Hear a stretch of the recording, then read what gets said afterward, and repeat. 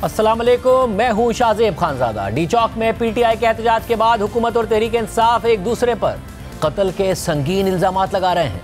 एक तरफ पीटीआई ने 12 मारे जाने वाले कारकुन, 38 जख्मी होने वाले कारकुन और 139 लापता कारकुनों की फहरिस्त अदालत में जमा करा दी है और वजीर आजम शहबाज शरीफ समेत आला हुकूमती ओहदेदारों और नामालूम अफराद के खिलाफ कार्रवाई की इस्तदा कर दी है। तो दूसरी तरफ 24 नवंबर के एहतजाज में 3 रेंजर्स एहलकारों को गाड़ी के नीचे कुचलने के वाक़े पर इमरान खान के खिलाफ FIR सामने आ गई है, जिसमें इल्ज़ाम लगाया गया है कि यह सारा मंसूबा इमरान खान के हुक्म पर अडियाला जेल में बनाया गया।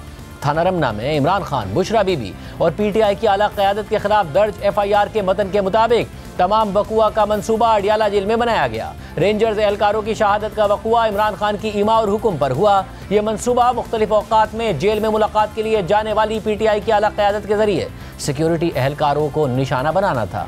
इस मंसूबे के गवाहों में जेल के कुछ कैदी, मुशक्क़ती और जेल में खुफिया पुलिस के मुलाजमीन शामिल हैं। मतन के मुताबिक इमरान खान के हुक्म की तामील के लिए बुशरा बीबी, अली अमीन गंडापुर, उमर अयूब, शेख वकास अकरम, सलमान अकरम राजा, मुराद सईद, जुल्फी बुखारी, रऊफ हसन, हम्माद अजहर और दीगर क़यादत ने बाहिमी साजिश के तहत एक हिकमत अमली बनाई। बुशरा बीबी और दीगर मंदरजा बाला मुल्जिमान ने वीडियो पैगाम के जरिए अवाम को मुश्तइल किया। पीटीआई की क़यादत ने अवाम को फ़ौज और हुकूमत के खिलाफ बगावत पर उकसाया, जिससे ये वक़ुआ हुआ। इमरान खान और पीटीआई क़यादत पर यह संगीन मुकदमा दर्ज हो गया है, जबकि खुद पीटीआई ने डी चौक एहतजाज के दौरान कारकुनों की हलाकतों और गुमशुदगी पर इस्लामाबाद की सेशन अदालत से रुजू कर लिया है, जिस पर कल ही इब्तिदाई समाअत मुकर्रर कर दी गई है। तहरीक इंसाफ के चेयरमैन बैरिस्टर गौहर खान की जानिब से दायर की गई दरख्वास्त में वज़ीर आज़म शहबाज शरीफ, वज़ीर दाखिला मोहसिन नकवी, वज़ीर इत्तलात तथा तारड़, वज़ीर दिफा Khawaja Asif, IG Islamabad, DIG operation Islamabad, SSP security और नामालूम अफराद को फरीक बनाया गया है। दरख्वास्त में मारे जाने वाले 12 कारकुनों के नाम बताए गए हैं। गोली लगने से जख्मी होने वाले 38 कारकुनों की फहरिस्त दी गई है, जबकि 139 लापता कारकुनों की फहरिस्त भी दी गई है। इस सब के अलावा फौजी तहवील में जनरल फैज़ हमीद का ट्रायल आगे बढ़ रहा है। 9 मई के वाक़यात पर भी उनसे तफ्तीश की जा रही है। इस हवाले से द न्यूज़ के एडिटर इन्वेस्टिगेशन अंसार अब्बासी की जंग और द न्यूज़ में शाया होने वाली खबर के मुताबिक जनरल फैज़ हमीद ने सियासी या दीगर मामलात में पीटीआई की रहनुमाई करने के इल्ज़ाम की सख्ती से तरदीद की है। बाखबर ज़राए के मुताबिक जनरल फैज़ हमीद की जिन सियासतदानों से राब्ते थे, उनमें नून लीग और पीपल्स पार्टी के कुछ सियासतदान भी शामिल थे। द न्यूज़ ने ज़राए के हवाले से बताया था कि जनरल फैज़ हमीद 50 के करीब सियासतदानों के साथ राब्ते में थे, जिनमें से बेशतर का ताल्लुक तहरीक इंसाफ से था। ज़राए के मुताबिक हुक्काम के पास इन राब्तों के शवाहिद मौजूद हैं, जिनमें इस बात के सबूत भी मौजूद हैं कि पीटीआई की मुबैना तौर पर रहनुमाई की गई थी। इन राब्तों के बाज़ पहलुओं की तहकीकात जारी हैं। ताहम ज़राए के मुताबिक जनरल फैज़ हमीद का कहना है कि सियासी लोगों से ये राब्ते मामूल की समाजी बातचीत है। खबर के मुताबिक दनीस को बताया गया है कि कुछ मामलात में ये राब्ते मुबैना तौर पर कुछ ज़ाती कामों, जैसा कि किसी को मुलाजमत दिलवाना या किसी जानने वाले को टिकट देने के लिए किए गए थे। दूसरी तरफ इमरान खान अपनी ही पार्टी की क़यादत के रवैये पर मायूसी और हैरानी का इजहार कर रहे हैं और ख़ुद पर एक के बाद एक केस बनने के बावजूद पार्टी का सख्त रद्द-ए-अमल न आने पर गुस्सा कर रहे हैं। मगर सिर्फ यही नहीं, इमरान खान की मुज़ाकरात की पेशकश पर हुकूमत की आबादगी नज़र न आने के बाद खुद तहरीक इंसाफ कन्फ्यूजन का शिकार हो गई है, या फिर हुकूमत का सर्द रवैया और अदम तवज्जो देखकर पीटीआई इस तासुर को ज़ाइल करने की कोशिश कर रही है कि पीटीआई के पास अब मुज़ाकरात के लिए हुकूमत का ही ऑप्शन बचा है, क्योंकि एस्टैब्लिशमेंट ने तो इतने अरसे में लचक ही नहीं दिखाई और बज़ाहिर इस तासुर को ज़ाइल करने की कोशिश में मुज़ाकरात के हवाले से पीटीआई क़यादत के मुतज़ाद बयानात सामने आने का सिलसिला शुरू हो गया है, जिससे यह सवाल उठ गया है कि तहरीक इंसाफ मुज़ाकरात के लिए पेश की शराइत से पीछे हट गई है या अब भी इस पर कायम है। क्या इमरान खान का भी वही मौक़िफ़ है जो पार्टी क़यादत बाहर बयान कर रही है? पहले पार्टी के चेयरमैन बैरिस्टर गौहर खान ने मौक़िफ़ दिया कि मुज़ाकरात शुरू करने के लिए पीटीआई पेश की शराइत नहीं रख रही है, लेकिन पीटीआई के ही सेनेटर सीनियर रहनुमा अली ज़फ़र ने इमरान खान से मुलाकात के बाद कह दिया कि हुकूमत पीटीआई की दोनों पेश की शराइत को मानेगी तो ही हम उसके साथ बैठेंगे और सिविल नाफरमानी की तहरीक शुरू नहीं होगी। अली ज़फ़र ने मज़ीद कहा कि कल परसों से जो तासुर दिया जा रहा है उस पर इमरान खान गुस्से में थे और कह रहे थे कि हम मुज़ाकरात के लिए किसी से भीख नहीं मांग रहे और ना ही दरख्वास्त कर रहे हैं। हम पर इल्ज़ाम लगता था कि आपने मुज़ाकरात के दरवाजे बंद किए हुए हैं, हमने तो सिर्फ वो दरवाजे खोले हैं। मैं भी कल परसों का देख रहा हूँ कि इम्प्रेशन ये जा रहा है जिस तरह हम कोई दरख्वास्त कर रहे हैं कि हमारे साथ आके पीटीआई के साथ आके मुज़ाकरात करें। और मेरी इमरान खान साहब से कल मुलाकात हुई और मैंने उनको ये पूछा तो बड़े गुस्से में थे और उन्होंने कहा कि ये कहाँ का ये मुज़ाकरात का ये तरीका नहीं होता, हम किसी से भीख नहीं मांग रहे, हम किसी से रिक्वेस्ट नहीं कर रहे मुज़ाकरात करें। हमने तो सिर्फ एक हमारे खिलाफ इल्ज़ाम ये लगाया जाता था कि आपने मुज़ाकरात या बातचीत के दरवाजे बंद किए हुए हैं, तो हमने सिर्फ वो दरवाजे खोले हैं। हम कोई किसी को रिक्वेस्ट नहीं कर रहे कि आप आके करें, बल्कि हमने तो शराइत 2 लगाई हैं कि अगर आपने मुज़ाकरात करने हैं तो पहले ये 2 शराइत पूरी करें हमारी। अगर वो रिक्वेस्ट मानते हैं तो हमारे दरवाजे खुले हैं। जिसके पास इख्तियार है बात करने का और जिसके पास चाहे वो किसी का हुक्म के तहत चल रहे हो या ना, जो भी बात करना चाहता है इख्तियार के साथ आए, हम बात करेंगे। तो हमने बड़ा क्लियरली कहा है कि अगर आपने मुज़ाकरात करने हैं, आप वो 2 जो कंडीशंस हैं, जो शराइत हैं, वो पूरी करें। वो पूरी करने के बाद हम आपके साथ बैठेंगे तो फिर सिविल डिसोबीडियंस नहीं होगी। अली जफर ने कल हमारे प्रोग्राम में जियो न्यूज़ के नुमाइंदे शब्बीर डार की तरफ से की गई बात की भी तस्दीक कर दी, जिसमें उन्होंने बताया था कि इमरान खान अपनी क़यादत से खुश नहीं है और कह रहे हैं कि बाहर सब गुड्डी गुड्डी चल रहा है। खान साहब ने बहुत शिकवा किया कि गुड्डी गुड्डे का खेल खेला जा रहा है और पार्टी की आदत जो है वो बिल्कुल सीरियस नहीं। तो क्या आप समझते हैं मैं उससे भी दर्ज नहीं करवाएगी? बिल्कुल, मेरे साथ खान साहब ने यही कहा था और कल बयान भी यही दिया खान साहब ने। इसलिए मैंने कहा कि मुझे जो इम्प्रेशन है कि मुज़ाकरात हम करने जा रहे हैं इसी के साथ और हम रिक्वेस्ट कर रहे हैं कि हम मुज़ाकरात करें, वो नहीं। अली जफर इमरान खान का पैगाम पहुंचा रहे थे कि पीटीआई की दोनों पेशगी शराइत पूरी होंगी तो ही हुकूमत के साथ मुज़ाकरात के लिए बैठेंगे, मगर परसों ही पार्टी के चेयरमैन बैरिस्टर गौहर खान ने कहा था कि मुज़ाकरात मशरूत नहीं होने चाहिए। अगर मुतालबात ही पूरे हो गए तो आगे बढ़ने के लिए कुछ रहेगा ही नहीं।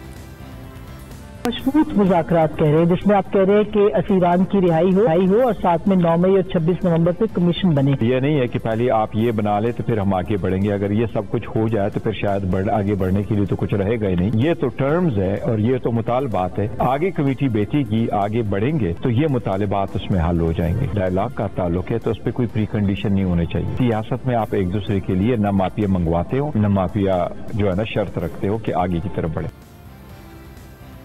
मगर बात यहाँ भी ख़त्म नहीं हुई। आज ही पीटीआई के एक और रहनुमा और एमएनए शेर अफजल मरवत ने एक अलग ही दावा कर दिया है और कहा है कि इमरान खान ने तो अभी मुज़ाकरात का कहा ही नहीं है, अभी तो सिर्फ मुज़ाकराती कमेटी बनाई है। जियो न्यूज़ के नुमाइंदे अबू बकर सिद्दीक से बात करते हुए शेर अफजल मरवत ने मजीद कहा कि इस वक्त पीटीआई के कारकुनों के घरों में मातम है। ऐसी सूरत हाल में मुज़ाकरात का शोशा छोड़ना मुनासिब नहीं है। मुज़ाकरात की बातें करने से कारकुनों को मायूसी होगी। सिविल नाफरमानी से मुताल्लिक इमरान खान के अहकामात पर अमल दरामद होगा। वाज़े हो रहा है कि बहुत से दीगर मामलात की तरह हुकूमत से मुज़ाकरात की पेशकश पर भी पीटीआई की क़यादत का एक मौक़िफ़ सामने नहीं आ रहा है, या फिर मुमकिना तौर पर हुकूमत के सर्द रवैये को देखकर तहरीक इंसाफ वापस पुरानी पोजीशन पर जाने की कोशिश भी कर रही है, मगर उसमें भी कन्फ्यूजन दिखा रही है। इसके अलावा आज इमरान खान ने अल्लामा राजा नासिर अब्बास और हामिद खान को भी मुज़ाकराती कमेटी में शामिल कर लिया है, जिसके बाद पीटीआई की मुज़ाकराती कमेटी 7 रुकनी हो गई है। मगर हुकूमती रहनुमा मुज़ाकरात की बात पर पीटीआई को उसका माजी का रवैया और 9 मई और 26 नवंबर के वाक़यात याद दिला रहे हैं और मुज़ाकरात से पहले इन वाक़यात पर मुआफ़ी, शर्मिंदगी या गलती मानने का मुतालबा कर रहे हैं। आज जियो न्यूज़ के मॉर्निंग शो जियो पाकिस्तान में बात करते हुए वज़ीर आज़म के मुशीर राना सनाउल्लाह ने कहा कि अभी तक पीटीआई ने मुज़ाकरात के लिए हमें पैगाम नहीं दिया, पैगाम मिला तो नून लीग की तरफ से इनकार नहीं होगा। राना सनाउल्लाह ने 9 मई से मुताल्लिक मौक़िफ़ अख्तियार किया कि 9 मई के मुद्दई ने ही पीटीआई को ऑफ़र दी हुई है कि सिद्क़ दिल से मुआज़रत करें, तो इस मामले को देखने के लिए तैयार है। उन्होंने मुज़ाकरात के लिए कमेटी तो बनाई है, लेकिन अभी तक उन्होंने ये पैगाम हमें नहीं दिया कि जी हम आपसे बात करना चाहते हैं। उनका पैगाम हमारे तक तो अब तक यही है, आपके साथ क्यों बात करें, आप तो इस पोजीशन में नहीं है कि हम आपके साथ बात करें। तो अगर उन्होंने गवर्नमेंट को या प्राइम मिनिस्टर को इस बारे में ये पैगाम भेजा कि जी हम आपके साथ भी अब मुज़ाकरात करने को तैयार हैं, तो मेरी ये असेसमेंट है कि PMLN की तरफ से जो है वो पॉलिटिकल डायलॉग से कभी इनकार नहीं हो। में ही उसका मुद्दई कौन है? उन्होंने तो इनको ऑफर की है कि जी सिद्के दिल से सच्ची बात करें और माजरत करें, नदामत का इजहार करें, तो हम इस बात को जो है वो देखने को तैयार है। लेकिन इन्होंने उनके ऊपर ही इल्ज़ाम लगा दिया है कि जी ये तो फॉल्स लेग ऑपरेशन था, आपने तो खुद ही अपने घर को आग लगा दी है, खुद ही अपने ऊपर आपने हमले करवाए। तो इससे तो फिर और ज्यादा बात को बढ़ाने और तलखी बात है। लेकिन पीटीआई 9 मई और 26 नवंबर के वाक़यात पर हुकूमत को कसूरवार समझती है और मुतालबा कर रही है कि इन वाक़यात पर सुप्रीम कोर्ट के 3 सीनियर जजेस की सरबराही में अदालती कमीशन बनाया जाए। आज वज़ीर आला खैबर पख्तूनख्वा ने अपने वीडियो पैगाम में एक बार फिर डी चौक में हलाकतों का इल्ज़ाम हुकूमत पर लगाया और कहा कि हमारे बहुत से लोग मिसिंग हैं और हमें खदशा है कि उनमें से बहुत से लोगों को शहीद कर दिया गया है, हमारे खदशात को दूर किया जाए। मैं यहाँ पर हुकूमत को एक पैगाम देता हूँ कि हमारे बहुत से लोग मिसिंग हैं, उनमें हमें खदशा है कि बहुत से लोगों को शहीद किया गया है। हमें हमारे तहफ़्फ़ुज़ात, हमारे खदशात दूर किए जाएं। गोली किसने चलाई, क्यों चलाई, किसके कहने पर चलाई, हर एक बंदा जवाबदेह है। हम इसका जवाब भी मांगेंगे और आपको जवाब देना पड़ेगा। ये शोधा तो इस वक्त 12 हमारे आइडेंटिफाइड है, और इसके अलावा जो और हमारे इस वक्त 100 से ज्यादा गोली लगने वाले जख्मी हैं, ये सारे आइडेंटिफाइड हैं और मजीद आइडेंटिफाई हो रहे हैं। हम आपको इस तरह जाने नहीं देंगे, आपको जवाब भी देना पड़ेगा, हम आपको छोड़ेंगे नहीं। फौज हमारी है, फौज ने यहीं पे रहना है और इस अवाम की हिफाजत करनी है, हमने भी यही रहना है। इस अवाम ने, फौज के अंदर जो लोग भर्ती होते हैं वो हम में से ही होते हैं, हमारे में से ही होते हैं। ये मतलब बड़ा सियासतदान ये इस वक्त फौज को और अवाम को लड़ाने की साजिश कर रहे हैं और इनकी ये साजिश कामयाब नहीं होने देंगे, आपने कामयाब होने देनी है। इसके अलावा आज महमूद खान चकज़ई की सरबराही में अपोजिशन इत्तेहाद का इजलास भी हुआ है। इस पूरी सूरत-ए-हाल पर बात करेंगे हैदर शराजी से कि उस इजलास में क्या क्या मामला तय पाए हैं, क्योंकि बहुत कुछ इतलात सामने आ रही है। हैदर शराजी, बहुत शुक्रिया। हैदर शराजी, इससे पहले मैं ज़रा ये जानना चाहूँगा, क्योंकि आज अली ज़फ़र साहब ने तस्दीक कर दी इस बात की कि इमरान खान बड़े गुस्से हैं अपनी पार्टी लीडरशिप पर कि ये बाहर गुड्डी गुड्डी का खेल खेल रहे हैं और यहाँ मेरे ऊपर केस पर केस बन रहे हैं, 26 नवंबर का मामला भी नहीं उठा रहे हैं, अदालतों में उस तरीके से बात नहीं हो रही, पार्लियामेंट में उस तरीके से नहीं हो रही है। पार्टी की क़यादत क्या रिस्पॉन्ड कर रही है इस पर? देखिए, अलीमा खान की गुज़श्ता रोज़ की अडयाला से के बाहर प्रेस कॉन्फ्रेंस, अली ज़फ़र की गुफ्तगू, इसके अलावा असद कैसर की गुफ्तगू और महमूद चकज़ई की गुफ्तगू, ये सब ये बताती है कि बानी पीटीआई पार्टी के रवैये से जिस तरह नाला हैं, इसी तरह का उन्होंने इजहार भी किया और पार्टी के रहनुमाओं ने आकर मीडिया के ज़रिए वो चीज़ें बताई हैं। और जिस गुज़श्ता रोज़ जब बानी पीटीआई से मुलाकात के लिए रहनुमा पहुँचे तो बानी पीटीआई को चंद रहनुमाओं ने, वकला ने और अहले खाना ने यह बताया कि डी चौक से लेकर यहाँ इस्लामाबाद में F8 तक गोलियां बरसाई गई, इसके अलावा कई सौ अफराद मारे गए। इस दौरान तो बानी पीटीआई बहुत गुस्सा हुए, उन्होंने कहा कि मुझे तो ये इतलात बताई ही नहीं गई। इस दौरान हमें पॉलिसी शिफ्ट नज़र आया। ये वो वक्त था जब बानी पीटीआई ने इससे कबल मुज़ाकरात के लिए कमेटी बनाई थी, लेकिन उसके बाद उन्होंने कहा कि अब कमेटी तो काम करेगी लेकिन हमारी तरफ से अब पहल नहीं होगी, अगर कोई इस कमेटी से मुज़ाकरात करने के लिए आता है तो वो आए। इस दौरान सिविल नाफरमानी की भी बात हुई। जब ये तमाम तफसीलात मरकज़ी क़यादत तक पहुंची, अब मरकज़ी क़यादत ने यह फैसला किया है कि बानी पीटीआई तक पहुंचेगी और वो जाकर बताएगी कि डी चौक के हवाले से कुछ ऐसी चीज़ें हैं जो गैर ज़रूरी तौर पर बानी पीटीआई को बताई गई हैं, जिनमें चंद चीज़ों में सदाकत नहीं है, तो इतने जज्बाती हमें फ़ैसले नहीं लेने चाहिए। एक तरफ पार्टी क़यादत ने जाकर अब यहाँ बानी पीटीआई से मुलाकात करनी है और आप ये कह रहे हैं कि पार्टी क़यादत ये समझती है कि अलीमा खान साहिबा सही इन्फॉर्मेशन नहीं पहुंचा रही है इमरान खान साहब तक, जिसकी वजह से वो ज़्यादा गुस्से हो रहे हैं, क्योंकि अलीमा खान ने तो वहीं अदालत में बैरिस्टर गौर खान से भी कहा था कि क्यों आप 12 हलाकतों का कह रहे हैं, क्यों आप ये नंबर बता रहे हैं। ये सिर्फ अलीमा खान की बात नहीं, पार्टी के मुतअद्दिद वकला भी बानी पीटीआई को जाकर कहते रहे कि बहुत ज़्यादा हलाकतें हुई और इस हवाले से जो बैरिस्टर गौहर हैं उन्होंने कहा कि हमारे पास जो आदाद आएंगे तभी बात होगी।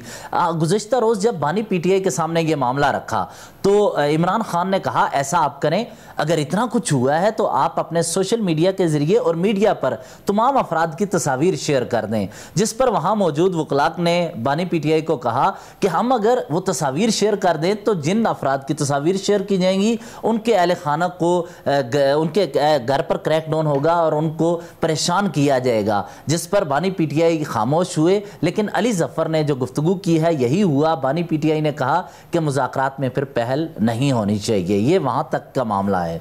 ऐसा फिर ऐसे में आज जो इजलास हुआ उसमें क्या हुआ, क्या फैसले हुए और क्या मुतमईन है महमूद खान चकज़ई और दीगर जो अब्बास साहब हैं कि जी ठीक है, सही जा रही है पीटीआई? देखिए, बानी पीटीआई ने गुज़श्ता तकरीबन 3-4 माह से मुसलसल वो कहते रहे कि महमूद खान चकज़ई से मशवरा करें, लेकिन हमने देखा कि 24 नवंबर के एहतजाज या इससे कबल भी जो एहतजाज हुए उसमें अपोजिशन इत्तेहाद को मशावरत में शामिल नहीं किया गया। लेकिन एक मरतबा फिर जब बानी पीटीआई की जानिब से महमूद खान चकज़ई से गुज़श्ता हफ्ते कुछ पैगामात हुए, मैसेजेस पहुँचाए गए, उसके बाद पीटीआई की आज क़यादत महमूद खान चकज़ई के घर पहुँची और असद कैसर के साथ आज पार्लियामेंट हाउस हाउस में महमूद खान अचकज़ई ने मशवरा किया कि आज बैठेंगे। फिर अपोजिशन इत्तेहाद की तमाम जमातों को बुलाया गया। रहनुमा यहाँ महमूद खान अचकज़ई के घर पे पहुंचे और हमारे सोर्सेज ये बता रहे हैं कि महमूद खान अचकज़ई ने बानी पीटीआई की तरह सख्त मौक़िफ़ अपनाया है। उन्होंने आज पीटीआई की क़यादत पर कुछ तनकीद करते हुए कहा कि आपने एक वक्त जहां एक सियासी वर्कर भी हमारे लिए कीमती होता है, इतने अफराद यहां पर इसका शिकार बने, अगर जितनी भी तादाद है, लेकिन उस वक्त आपने मुज़ाकरात की बात नहीं करनी चाहिए थी। और उन्होंने इसके अलावा इस्लामाबाद की तरफ जो मार्च किया, उन्होंने कहा कि उसमें हिकमत अमली हमें नजर नहीं आई। महमूद खान अचकज़ई ने, हमारे सोर्सेज बता रहे हैं, ये बताया कि आप जब मज़ाहमत करते हैं तो इसके लिए हिकमत अमली होती है, उसका फुकदान नजर आया। पार्टी क़यादत के दरमियान फैसलों में उबहाम नजर आया, जिसकी वजह से बानी पीटीआई ज्यादा जेल में हमें नजर आ रहे हैं। तो लिहाजा उनको निकालने के लिए हिकमत अमली तय करनी होगी, पार्लियामेंट के अंदर भी और पार्लियामेंट के बाहर भी। महमूद खान अचकज़ई की मशावरत के बाद ये जिस पार्टी के दीगर रहनुमा थे, उन्होंने ये फैसला किया कि अगले हफ्ते से हम हर हफ्ते महमूद खान अचकज़ई के साथ मशावरत करेंगे और उनके साथ मशावरत से ही आगे बढ़ा जाएगा। और उनकी जानिब से जो इनपुट दी गई है वो बानी पीटीआई को तक पहुंचाई जाएगी। और बानी पीटीआई ने जो पैगामात महमूद खान अचकज़ई तक पहुंचाए हैं, उन पर आइंदा आने वाले दिनों में पीटीआई ने सोलो फ्लाइट लेने के बजाय फैसला किया है कि अपोजिशन इत्तेहाद के प्लेटफॉर्म से आगे बढ़ा जाएगा। बहुत शुक्रिया हैदर शराजी, तफसीलात बता रहे थे। प्रोग्राम में आगे बढ़ते हैं। एक तरफ इमरान खान के मिलिट्री ट्रायल के खदशे का इजहार किया जा रहा है, तो दूसरी तरफ सुप्रीम कोर्ट से आज बड़ी खबर सामने आई है। आईनी बेंच ने फौजी अदालतों को 85 सिविलियंस के मुकदमात के फैसले सुनाने की इजाज़त दे दी है और आज की समाअत के हुक्मनामे में कहा है कि फौजी अदालतों के फैसलों का मुस्तकबिल सिविलियंस के मिलिट्री ट्रायल केस के फैसले से मशरूत होगा। जिन सिविलियंस को सज़ा में रियायत मिल सकती है, उन्हें रियायत देकर रिहा कर दिया जाए और जिन मुल्जिमान को रिहा नहीं किया जा सकता, उन्हें सज़ा सुनाने पर जेलों में मुंतकिल कर दिया जाए। अब आईनी बेंच सिविलियंस के मिलिट्री ट्रायल के फैसले के खिलाफ इंट्रा कोर्ट अपील सर्दी की छुट्टियों के बाद आइंदा माह सुनेगा। सुप्रीम कोर्ट के जस्टिस अमीनुद्दीन खान की सरबराही में 7 रुकनी आईनी बेंच ने सिविलियंस के फौजी अदालतों में ट्रायल से मुताल्लिक केस की समाअत की। आईनी बेंच ने फौजी अदालतों के अलावा दीगर तमाम मुकदमात की समाअत मौखर कर दी। जस्टिस अमीनुद्दीन खान ने रिमार्क्स दिए कि आज सिर्फ फौजी अदालतों वाला मुकदमा ही सुना जाएगा। दौरान समाअत वज़ारत दिफा के वकील ख्वाजा हारिस अदालत में पेश हुए।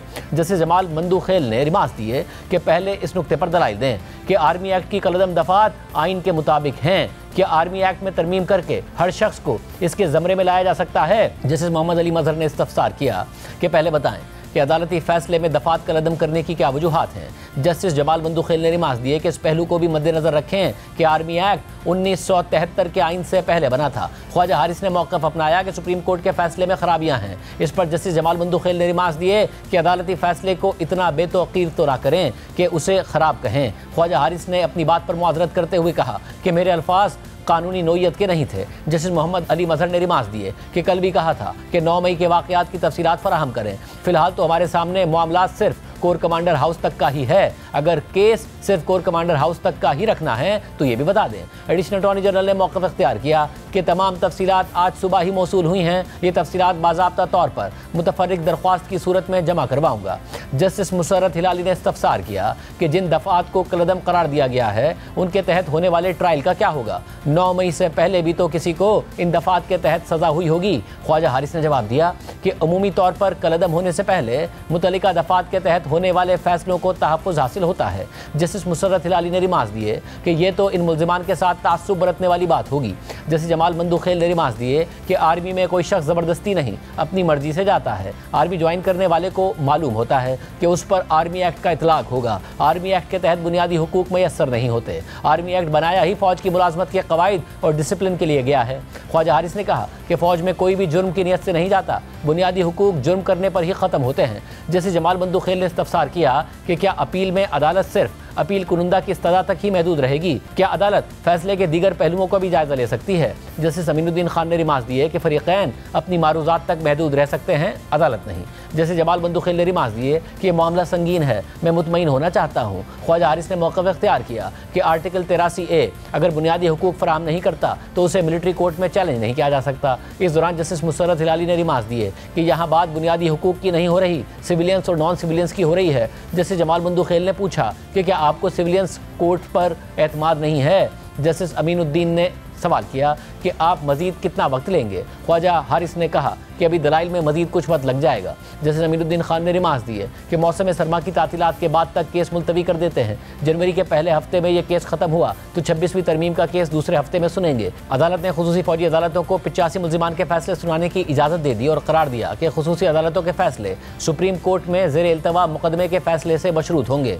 जिन मुल्जिमान को सज़ाओं में रियायत मिल सकती है वो देकर रिहा कर दिया जाए। जिन मुल्जिमान को रिहा नहीं किया जा सकता उन्हें सज़ा सुनाने पर जेलों में मुंतकिल कर दिया जाए। जस्टिस अमीरुद्दीन खान ने कहा कि फौजी अदालतों से सजाओं के खिलाफ हाई कोर्ट्स में अपील का हक इंट्रा कोर्ट अपीलों के फैसलों तक मुअत्तिल रहेगा। हाई कोर्ट्स में अपील की मुद्दत हतमी फैसले के बाद शुरू होगी। सिविलियंस के फौजी अदालतों में ट्रायल का मुकदमा उम्मीद है जनवरी में मुकम्मल हो जाएगा। इस केस के मुकम्मल होने पर जनवरी के दूसरे हफ्ते में 26वीं आईनी तरमीम के खिलाफ दरख्वास्तों को मुकर्रर करेंगे। हमारे पास 26वीं आईनी तरमीम समेत बहुत से मुकदमात पाइपलाइन में हैं। आज की समाअत के हुक्मनामे के मुताबिक वजारत दिफा के वकील ख्वाजा हारिस अपने दलाइल जारी रखेंगे। समाअत के दौरान फरीकैन की जानिब से कहा गया कि 13 दिसंबर के ऑर्डर में तरमीम की जाए। फरीकैन ने अदालत से इस्तदा की कि फौज की हिरासत में मौजूद 85 अफराद का फैसला सुनाने की इजाज़त दी जाए। 85 मुल्जिमान के खिलाफ फैसला सुनाने की इजाज़त दी जाती है। जो मुल्जिमान रियायत के हकदार हैं उन्हें रियायत दे दी जाए। जो मुल्जिमान रिहाई के हकदार हैं उन्हें फौरी तौर पर रिहा कर दिया जाए। जो मुल्जिमान जेल काट रहे हैं उनको मुतल्लिका जेल हुक्काम के हवाले कर दिया जाए। फौजी अदालतों के फैसलों का ऐलान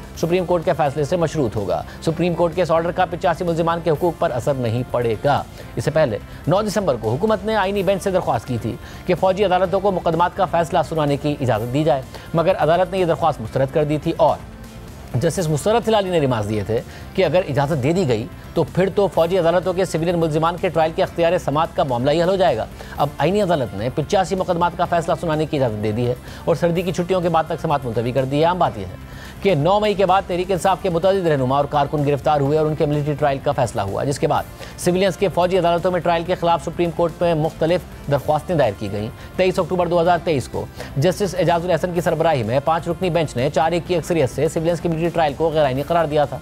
फैसला जस्टिस मुनीब अख्तर और जस्टिस आयशा मलिक ने तहरीर किया था, जबकि मौजूदा चीफ जस्टिस जस्टिस याया आफरीदी ने इस फैसले से इस हद तक तो इत्तफाक किया था कि 9 मई के मुकदमात में सिविलियंस का कोर्ट मार्शल नहीं हो सकता, मगर उन्होंने आर्मी एक्ट में शिक को ही कलअदम करार देने से इत्तफाक नहीं किया था। लेकिन फिर 17 नवंबर 2023 को वफाकी हुकूमत ने इस फैसले के खिलाफ सुप्रीम कोर्ट से रुजू किया, जिसके बाद 6 रुकनी बेंच ने सुप्रीम कोर्ट के 5 रुकनी बेंच के फैसले को मुअत्तिल करते हुए मिलिट्री कोर्ट्स को इस शर्त पर ट्रायल जारी रखने की इजाज़त दे दी थी कि वो हतमी फैसला आने तक फैसला जारी ना करें, जिसके बाद 80 से ज़ायद सिविलियंस अभी तक फौज की हिरासत में थे और अब अदालत ने इन केसेस का फैसला सुनाने की इजाज़त दे दी है।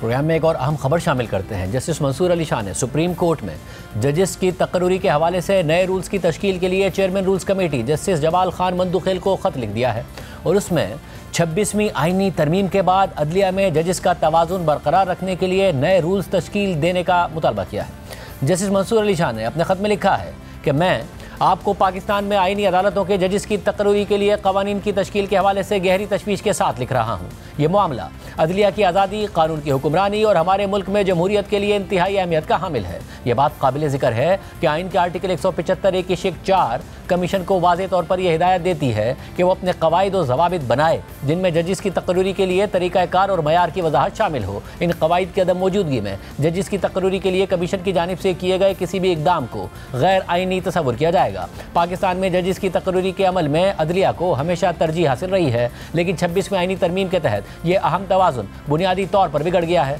जिसके तहत अब जुडिशल कमीशन ऑफ पाकिस्तान में एग्जीक्यूटिव को अक्सरियत हासिल हो गई है। जुडिशल कमीशन में इस तब्दीली से संगीन खतरात लाहक हो गए हैं, जिनमें सियासी बुनियादों पर तकर्रियों का इम्कान है और ऐसे जजिस की अदालतों में शमूलियत का इम्कान है जो कानून की हुक्मरानी के नजरियाती अज़म से महरूम हो। बगैर किसी वाज़े और शफाफ कवायद के फ्रेमवर्क के तहत की गई कोई भी तकर्री अवाम के अदलिया पर एतमाद को नुकसान पहुँचाएगी, इसकी आज़ादी को कमज़ोर करेगी और इसे इंसाफ के एक गैर जानिबदार मुनसिफ के तौर पर काम करने की सलाहियत से महरूम कर देगी। जजिस का इंतखाब और तकर्री एक मुनज़्ज़म और माकूल बुनियाद पर होनी चाहिए और इसे कभी भी मनमानी या सियासी तौर पर मुहर्रिक फैसलों के खतरे से दो चार नहीं होना चाहिए।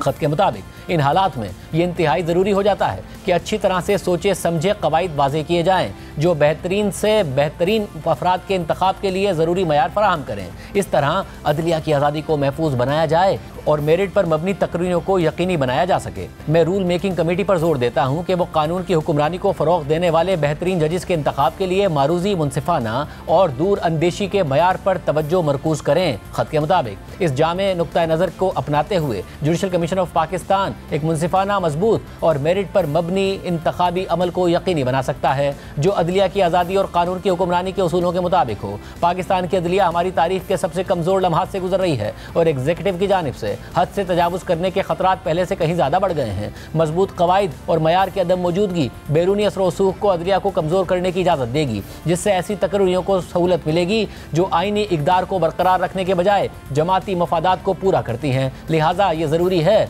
कि आईनी अदालतों में किसी भी तकरीर का अमल उस वक्त तक शुरू ना किया जाए जब तक कि ये कवायद हतमी शक्ल में तैयार ना कर लिए जाएँ और जुडिशल कमीशन की जानिब से इख्तियार ना कर लिए जाएँ। ये नुक्ता नज़र ना सिर्फ अदलिया की आज़ादी को यकीनी बनाने के लिए ज़रूरी है बल्कि अवामी एतमाद को बहाल करने के लिए भी अहम है, ताकि अदालतें इंसाफ, कानून की हुक्मरानी और जमहूरी एहतसाब की अलामत बन सकें। जुडिशल कमीशन की तरफ से किसी भी किस्म की जल्दबाजी इस मामले में अदलिया को आने वाले कई सालों तक संगीन नुकसान पहुंचा सकती है और उसे मजीद कमज़ोर कर सकती है। मुझे यकीन है कि आप इस मामले की अहमियत और हंगामी नोयत को तस्लीम करेंगे और इस बात को यकीनी बनाने के लिए फैसला कुन इक़दाम करेंगे कि यह अमल मुनसिफाना हो और बैरूनी असरात से महफूज रहे। जुडिशल कमीशन की अगली मीटिंग जो 21 दिसंबर 2024 को तय है, उसमें मैं इन कवायद का मुसविदा देखने का मुंतज़िर हूँ। मैं समझता हूँ कि जब तक जुडिशल कमीशन इन कवायद को हतमी शक्ल नहीं दे देता, हम जजिस की तकरीर का अमल शुरू नहीं कर सकते।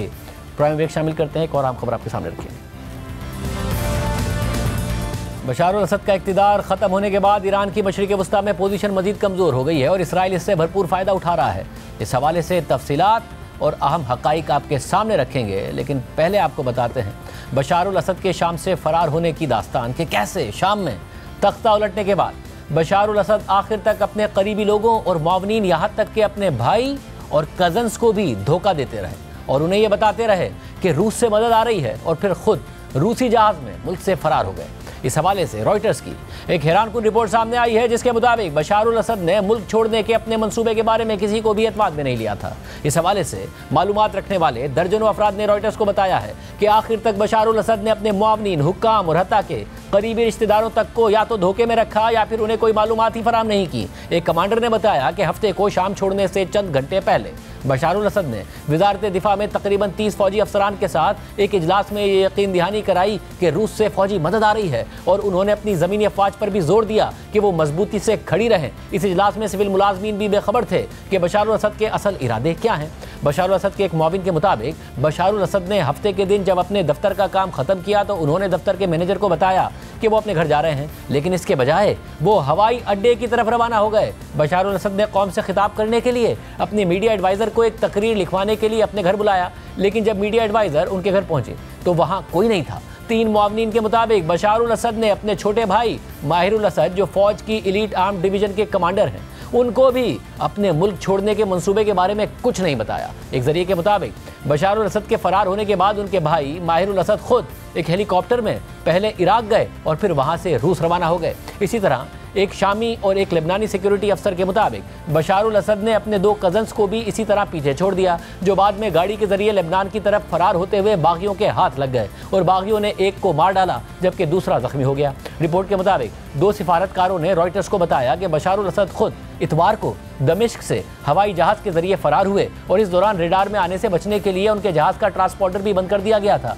फिर वो साहिली शहर लताकिया के करीब वाक़े रूसी एयरबेस पहुंचे, जहां से वो मॉस्को चले गए। जबकि बशार अल असद के 3 करीबी मुआवनीन के मुताबिक बशार अल असद की बीवी अस्मा और उनके 3 बच्चे पहले से ही मॉस्को में उनका इंतजार कर रहे थे। रिपोर्ट के मुताबिक बशार अल असद के लिए उनके मुल्क छोड़ने की बात उन पर पहले से ही वाज़ेह हो चुकी थी। उनके करीबी एक शख्स और 3 सिफारतकारों के मुताबिक फरार होने से पहले के दिनों में बशार अल असद अपने इक़्तिदार को बचाने और अपनी हिफाजत को यकीनी बनाने के लिए मुख्तलिफ जगहों से मदद तलब कर रहे थे और हलब पर बागियों के हमले के अगले दिन यानी 28 नवंबर को बशार अल असद मॉस्को गए थे, लेकिन रूस ने उनकी फौजी मुदाखलत की दरख्वास्त नज़रअंदाज कर दी क्योंकि रूस मुदाखलत नहीं करना चाहता था। शामी अपोजिशन के रहनुमा हादी उल बहरा के मुताबिक बशारुल असद ने अपने मुआवनीन को असल हकीकत से आगाह नहीं किया और अपने फौजी कमांडर्स और एसोसिएट्स को मॉस्को के दौरे के बाद कहा कि रूस से फौजी मदद आ रही है, हालांकि वो उनसे झूठ बोल रहा था। मॉस्को के इस दौरे के 4 दिन बाद यानी 2 दिसंबर को ईरानी वजीर खारजा ने दमिश्क में बशारुल असद से मुलाकात की। उस वक्त तक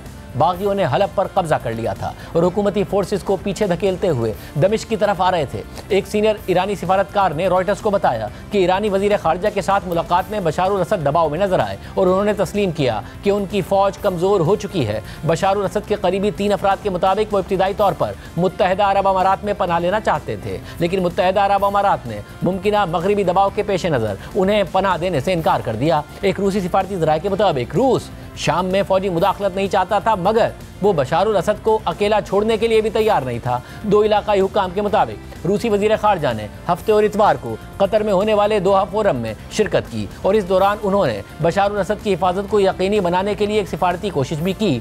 2 इलाकाई हुक्काम के मुताबिक रूसी वजीर खारजा ने कतर और तुर्की को कहा कि वो बागी ग्रुप हय्यत तहरीर शाम में अपने राब्तों को इस्तेमाल करके बशारुल असद की रूस तक महफूज रवानगी को यकीनी बनाएं। एक मगरबी सिक्योरिटी ज़राए ने बताया कि रूसी वजीर खारजा हर हाल में बशारुल असद की महफूज रवानगी चाहते थे। 3 ज़राए के मुताबिक कतर और तुर्की ने हय्यत तहरीर शाम के साथ बशारुल असद की रवानगी को आसान बनाने के लिए इंतजाम किए। हालांकि दोनों ममालिक रस्मी तौर पर यह दावा करते हैं कि उनके बागी ग्रुप के साथ कोई राब्ते नहीं हैं। इसके अलावा मॉस्को ने शाम के हमसाया ममालिक के साथ राब्ता किया ताकि इस बात को यकीनी बनाया जा सके कि जब रूसी जहाज बशारुल असद को लेकर शाम की फिजाई हदूद छोड़ेगा तो उसे रोका या हदफ नहीं बनाया जाएगा।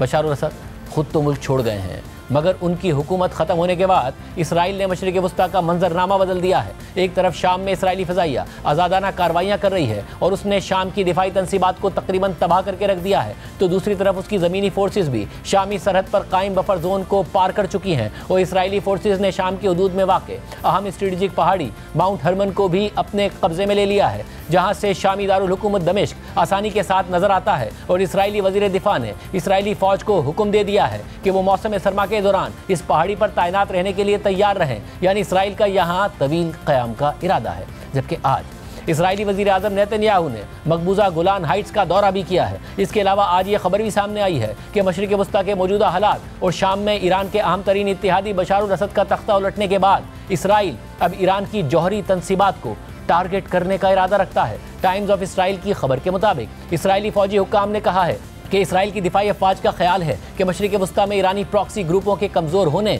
और शाम में बशारुल असद की हुकूमत के ड्रामाई जवाल के बाद ईरान की जौहरी तनसीबात पर हमला करने का मौका मौजूद है और इसी वजह से इसराइली फ़िज़ाइया ईरान पर इस तरह के मुमकिन हमलों के लिए अपनी तैयारियों में इजाफा कर रही है। इसराइली फोर्सेस का यह भी मानना है कि ईरान लबनान में अपनी अहम प्रॉक्सी हिजबुल्लाह के कमज़ोर होने और शाम में असद रिजीम के खात्मे के बाद अपने जौहरी प्रोग्राम को बढ़ा सकता है और अपने दिफा के लिए एक बॉम्ब तैयार कर सकता है। जुमेरात को इसराइली फ़िज़ाइया ने कहा था कि 1 दिहाई से ज़ायद अरसे तक शाम की फ़िज़ाई हुदूद में ईरान की तरफ से हिजबुल्लाह को हथियारों की सप्लाई के खिलाफ जारी मुहिम के दौरान इसराइली फ़िज़ाइया शाम के फ़िज़ाई दिफा से बचते हुए कार्रवाई करती थी, लेकिन अब इसराइल ने शाम में मुकम्मल फ़िज़ाई बरतरी हासिल कर ली है। इसराइली फौजी हुक्काम के मुताबिक शाम में फ़िज़ाई बरतरी से इसराइली फ़िज़ाइया को ईरान पर हमला करने के लिए महफूज रास्ता फराहम करने में मदद मिलेगी, जबकि फ़िज़ाई कार्रवाई की ये नई आज़ादी ईरान में मुमकिन हमलों के अलावा शाम में भी इसराइली फ़िज़ाइया को नए मौके फराहम कर सकती है। शाम की हालिया सूरत हाल से एक चीज़ वाज़ेह हो गई है कि गुज़िश्ता साल 7 अक्टूबर को इसराइल पर होने वाले हमास के गैर मामूली हमले ने पूरे खित्ते का मंजरनामा ही बदल कर रख दिया है और शाम में कामयाब बगावत से भी सबसे ज़्यादा फ़ायदा इसराइल को ही मिला है, जो खित्ते में मौजूद अपने दुश्मनों को एक एक करके ख़त्म कर रहा है। और अब इसराइल, जिसकी नज़र हमेशा से ईरान के जौहरी प्रोग्राम पर रही है, इस सूरत हाल का फ़ायदा उठाते हुए ईरान के जौहरी प्रोग्राम को भी निशाना बनाने का सोच रहा है। और इस नए मंजरनामे में ईरान, जो कुछ अरसा पहले तक खित्ते में एक इंतहाई मजबूत पोजीशन में नजर आता था, वो अब इंतहाई कमज़ोर पोजीशन में नजर आ रहा है। ईरान खित्ते में एक्सिस ऑफ रेजिस्टेंस के नाम से कुछ तंजीमों की हिमायत करता है, जो खित्ते में ईरानी मफादात को कायम रखने के साथ साथ इसराइल को निशाना बनाती रही हैं। इन तंजीमों में इसराइल के जनूब में हमास, शुमाल में हिजबुल्लाह, जबकि शुमाल मशरिक में शामी हुकूमत यानी बशारुल असद रजीम खित्ते में ईरान के सबसे बड़े इत्तेहादी थे। इसके अलावा यमन में हौसी बागी मौजूद हैं, जो अक्सर रेड सी से गुजरने वाले बहरी जहाज़ों को निशाना बनाते रहते हैं। और इन हमलों से मुताल्लिक हौसी बागियों का कहना है कि ये हमले गजा में इसराइली बमबारी के रद्द अमल में होते हैं, जबकि इराक में ईरानी हिमायत याफ्ता शिया मिलिशियाज मौजूद हैं। मगर 7 अक्टूबर के बाद इसराइल ने हमास की अहम लीडरशिप समेत उसके पूरे ढांचे को ही तकरीबन तबाह कर दिया है। लबनान में हिजबुल्लाह का हाल भी कुछ ऐसा ही है, जबकि अब शाम में बशार अल असद का 24 साल तवील इक़्तिदार भी ख़त्म हो गया है और इसराइल उसके तमाम फौजी तंसीबात को बिना किसी रोक टोक के ख़त्म कर रहा है, बमबारी कर रहा है, तबाह कर रहा है। और आम बात यह है कि सऊदी अरब, उर्दन और तुर्की समेत खित्ते के अहम मुस्लिम ममालिक भी ईरान की इन प्रॉक्सीज़ के खिलाफ रहे हैं। गुज़िश्ता साल 7 अक्टूबर को जब हमास ने इसराइल पर हमला किया तो इसके बाद इसराइल ने गज़ा में बदतरीन जारियाँ शुरू कर दी और उसके बाद 7 अक्टूबर के हमास के इसराइल पर हमले इसराइल के लिए अपने अहदाफ के हुसूल का जवाब बन गए। उसके बाद इसराइल लबनान और शाम में ईरान के अहम अहदाफ को निशाना बना चुका है। पासदारान इनकलाब के अल-कुद्स फोर्स के अहम कमांडर्स को कत्ल कर चुका है। यहाँ तक कि नौमुंतखब ईरानी सदर मसूद पेज़ेश्कियान की तकरीब हल्फ बर्दारी के बाद इसराइल ने ईरान के अंदर कार्रवाई करते हुए हमास के सरबरा इस्माइल हनिया को मार डाला, जबकि खित्ते में ईरान की सबसे ताकतवर मलेशिया और शाम में बशार अल असद की मददगार हिजबुल्लाह की लीडरशिप को भी इसराइल तकरीबन ख़त्म कर चुका है और अब हिजबुल्लाह अपनी बका की जंग लड़ रही है। रवां साल सितंबर में इसराइल ने हिजबुल्लाह के सेक्रेटरी जनरल हसन नसरुल्लाह को हमले में मार डाला। इसके बाद नए सेक्रेटरी जनरल के लिए हाशिम सफ़ीउद्दीन का नाम लिया जा रहा था, मगर कुछ ही दिन बाद इसराइल ने उन्हें भी निशाना बना डाला, जबकि खुद ईरान 2 बार इसराइल पर मिसाइल हमले कर चुका है। लेकिन इसराइल का दावा है कि ईरानी हमलों से इसराइल को कोई खास नुकसान नहीं पहुंचा, जबकि इसराइल हूसी बागियों को भी बारहा फिजाई हमलों का निशाना बनाता रहा है। इसके अलावा अरब स्प्रिंग के दौरान शाम में बशार अल असद की हुकूमत को बचाने और ईरान के एक्सिस ऑफ रेजिस्टेंस को फाल करने वाले अहम तरीन किरदार अल-कुद्स फोर्स के सरबरा जनरल कासिम सुलेमानी को 2020 में अमेरिका ने इराक में ड्रोन हमला करके कत्ल कर दिया था। कासिम सुलेमानी को इराक, शाम, लेबनान, यमन और फ़लस्तीन में ईरान की ताकत और असर रसूख का चेहरा समझा जाता था, जिन्होंने इस पूरे खित्ते में ईरानी हिमायत याफ्ता प्रॉक्सीज़ को मजबूत किया था। जबकि अब शाम में बशार अल असद की हुकूमत के खात्मे ने ईरान के एक्सिस ऑफ रेजिस्टेंस को सबसे बड़ा नुकसान पहुंचाया है, क्योंकि शाम मशरिक़ वस्ता में ईरान के कंट्रोल की अहम तरीन कड़ी था। बशार अल असद की क़यादत में शाम ईरानियों और हिजबुल्लाह के दरमियान राब्तों का हिस्सा था। हिजबुल्लाह को हथियार और गोला बारूद की तरसील में इसका अहम किरदार था, जबकि बशार अल असद के इक़्तिदार के खात्मे के बाद ईरान के सुप्रीम लीडर आयतुल्लाह ख़ामनेई का बयान भी सामने आया, जिसमें उन्होंने इस पूरी बगावत को अमेरिका और इसराइल की साजिश करार दिया था और उन्होंने इस साजिश में शाम के एक हमसाया मुल्क के किरदार का जिक्र करते हुए कहा था कि शाम के एक पड़ोसी का भी इस साजिश में वाज़ेह किरदार था, जो अब भी है। ख़ामनेई ने इस पड़ोसी मुल्क का नाम तो नहीं लिया था, लेकिन बज़ाहिर उनका इशारा तुर्की की तरफ था, क्योंकि मुख्तलिफ मीडिया रिपोर्ट्स में इस बागी तहरीक में तुर्की के किरदार का जिक्र सामने आया था और रॉयटर्स की रिपोर्ट में कहा गया था कि बागियों ने बगावत से 6 माह पहले ही तुर्की को अपने मंसूबों से आगाह कर दिया था। जबकि अब शाम में बागियों ने उबूरी हुकूमत कायम कर ली है। बागियों की क़यादत अबू मोहम्मद अल जुलानी कर रहे हैं, जो माजी में अलकायदा का हिस्सा भी रह चुके हैं। हालांकि असद रजीम के खात्मे के बाद उन्होंने मुल्क में इत्तेहाद की बात की थी, लेकिन बगावत में कामयाबी के बाद अबू मोहम्मद अल जुलानी ने दमिश्क की मस्जिद उमैया में खिताब करते हुए कहा था कि मेरे भाइयों, ये फतह खित्ते में एक नई तारीख रकम करेगी, ऐसी तारीख जो ऐसे ख़तरात से भरी हुई है जिनके नतीजे में शाम ईरानी अज़ाइम का मैदान बन गया था, जिसने शाम में फ़िरक़ावारियत और करप्शन को फ़रोग़ दिया। यानी अबू मोहम्मद अल जुलानी शाम से मुताल्लिक़ ईरानी पॉलिसीज़ के ख़िलाफ़ हैं और अब अबू मोहम्मद अल जुलानी शाम के सबसे अहम रहनुमा हैं और मुमकिना तौर पर वही शाम के मुस्तक़बिल से मुताल्लिक़ फ़ैसले करते नज़र आएंगे। इसके अलावा बशार अल असद के फ़रार होने के बाद जब बागियों ने शाम के सदारती महल का कंट्रोल हासिल किया और फिर उन्होंने बैनुल-अक़वामी मीडिया को महल तक रसाई दी, तो CNN ने अपनी रिपोर्ट में दिखाया कि बागियों ने सदारती महल के दाखिली रास्ते पर इज़हार नफ़रत के तौर पर ईरानी झंडे को रखा हुआ था ताकि लोग उस पर चढ़कर दाखिल हो। इस सारी सूरत हाल से ये वाज़ेह होता है कि शाम में इस सूरत हाल में माजी की तरह ईरान का असर रसूख नहीं होगा। हालांकि शुरू में यह खबर ज़रूर सामने आई कि ईरान शाम में अपने मफादात के तहफ़्फ़ुज़ के लिए बागियों से राब्ता करने की कोशिश कर रहा है, मगर इस हवाले से कोई पेशरफ्त सामने नहीं आई। अब ये वक्त बताएगा कि शाम की नई क़यादत के ईरान के साथ ताल्लुकात कैसे होंगे। लेकिन 53 साल तवील असद रजीम के ख़ात्मे के बाद शाम में लोग काफ़ी खुशी का इज़हार कर रहे हैं और 13 साल तवील खाना जंगी से मुतासिर शामी मुहाजिरीन भी अपने इलाकों में दोबारा लौट रहे हैं, जबकि शाम समेत दुनिया भर में मौजूद शामी शहरी असद रजीम दौर के सुर्ख सियाह और सफ़ेद रंग के शामी झंडे के बजाय बागियों के सब्ज़ सियाह और सफ़ेद झंडे को लहराते नज़र आ रहे हैं। आज दमिश्क की तारीखी मस्जिद उमैया में बशार अल असद के जवाल के बाद पहली बार जुमे की नमाज अदा हुई, जिसमें शाम के अबूरी वज़ीर आज़म मोहम्मद अल बशीर समेत हज़ारों अफराद ने शिरकत की। नमाज जुमा के बाद मस्जिद के बाहर हज़ारों की तादाद में लोगों ने असद रजीम के खात्मे का जश्न मनाया। इसी तरह बागियों के गढ़ हलब में भी कुछ इसी तरह के मनाजिर दिखाई दिए, जबकि असद रजीम के मजबूत इलाकों में से एक समझे जाने वाले लताकिया रीजन में भी लोग बागियों की हिमायत में जश्न मनाते हुए नजर आए। इसके अलावा कई दीगर छोटे बड़े शामी शहरों से भी इसी तरह की खबरें सामने आई हैं, जबकि 2011 में शुरू होने वाली खाना जंगी की वजह से बड़ी तादाद में जो शहरी अपने घरों को छोड़ने पर मजबूर हुए थे वो अब वापस आना शुरू हो गए हैं। जबकि न्यूयॉर्क टाइम्स की रिपोर्ट के मुताबिक गुज़िश्ता 2 हफ्तों के दौरान जब से बागियों ने शाम के मुख्तलिफ शहरों और कस्बों में हमले किए और दारुल हुकूमत दमिश्क की तरफ पेशकदमी की है, तो अक्सर बेघर अफराद उनके पीछे थे। वो सड़कें और शाहराहें जहाँ दिन पहले तक टैंकों और बख्तरबंद गाड़ियों की नकलो हरकत होती थी, वहाँ पीर के दिन गाड़ियों की कतारें लगी हुई थीं, क्योंकि हज़ारों शामी जो सालों से अपने ही मुल्क में बेघर हो गए थे वो अब अपने घरों की तरफ वापस जाने की कोशिश कर रहे थे। वो गाड़ियों और ट्रकों में सवार थे जिन पर उनका सामान लदा हुआ था। बहुत से शामी अब भी अपने मखसूस शहरों, कस्बों और मोहल्लों से गहरी वाबस्तगी रखते हैं। पिछले हफ्ते एक इंटरव्यू में बागी ग्रुप हैयत तहरीर शाम के सरबराह अबू मोहम्मद अल जुलानी ने कहा था कि लाखों बेघर शामियों का मुस्तकबिल इस कार्रवाई के आगाज़ की एक बड़ी वजह थी। जबकि शाम की हालिया अबूरी हुकूमत के निगरान वज़ीर आज़म मोहम्मद अल बशीर ने भी शामी मुहाजिरीन से अपने मुल्क वापस आने की अपील की है और उन्होंने कहा है कि उनका सबसे पहला हदफ यह है कि बैरून मुल्क मौजूद लाखों शामी मुहाजिरीन को वापस लाएं। वाज़ेह रहे कि 2011 में खाना जंगी के आगाज़ के बाद से लाखों की तादाद में शामी अपना घर छोड़ने पर मजबूर हो गए थे। अल जज़ीरा की रिपोर्ट के मुताबिक सकूत दमिश्क 13 साल तवील खाना जंगी के बाद हुआ है, जिसके दौरान लाखों शामी शहरी या तो मुल्क के अंदर बेघर होने पर मजबूर हुए या फिर वो अपनी ज़िंदगियों को दोबारा तामीर करने के लिए सरहदों के पार पनाह लेने पर मजबूर हुए। 2011 में जब बशार अल असद के खिलाफ अवामी बगावतें शुरू हुई तो शाम की आबादी तकरीबन 21 मिलियन यानी 2 करोड़ 10 लाख थी, लेकिन खाना जंगी के बाद के बरसों में तकरीबन 5 लाख अफराद हलाक हो गए, 10 लाख से ज़्यादा जख्मी हो गए और तकरीबन 1 करोड़ 30 लाख अफराद अपने घरों से नकल बकानी करने पर मजबूर हो गए। 2024 तक अक़वाम मुत्तहिदा की रिपोर्ट के मुताबिक कम अज़ कम 74 लाख शामी ताहाल अपने मुल्क के अंदर ही बेघर हैं और तकरीबन 49 लाख अफराद हमसाया मुमालिक में पनाह गुज़ीन हैं, जबकि 13 लाख अफराद दीगर मुमालिक में आबाद हैं जिनमें ज़्यादातर यूरोप में हैं। शाम से ताल्लुक़ रखने वाले सबसे ज़्यादा पनाह गुज़ीन हमसाया मुमालिक तुर्की, लबनान, उर्दन और इराक़ में हैं। शाम में दहाइयों बाद असद रजीम ख़त्म हो चुका है और हैयत तहरीर शाम की क़यादत में बागियों ने मुल्क का इंतज़ाम संभाल लिया है, लेकिन जहां बागियों को मुल्क के तमाम अहम और बड़े शहरों का कंट्रोल हासिल है, वहीं मुल्क में अब भी कई दीगर क़ुव्वतें मौजूद हैं जिनकी वजह से शाम के हालात किसी भी वक्त ख़राब हो सकते हैं। शाम के मशरक़ी इलाके अमरीकी हिमायत याफ्ता कुर्द फोर्सेस के ज़ेर कब्ज़ा हैं, जबकि शुमाल मशरक़ में तुर्की की सरहद के करीब का इलाका तुर्की की हिमायत याफ्ता बागियों के ज़ेर कब्ज़ा है, जो शाम की इस नई बागी तहरीक का भी हिस्सा हैं।